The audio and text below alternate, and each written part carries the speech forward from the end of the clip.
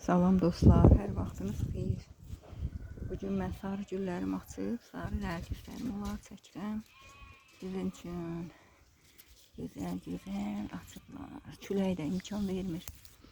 Sabahdan mən gözləyirəm, külək kəsmir. Kəsmir.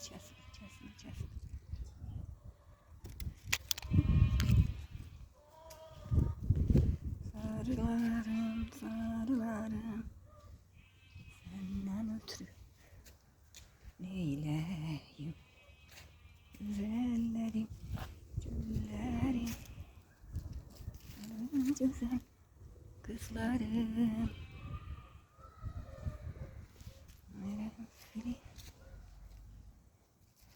Çeke gidirik, yaza çıxanlardır bunlar. Yaza çıxanlardır bunlar.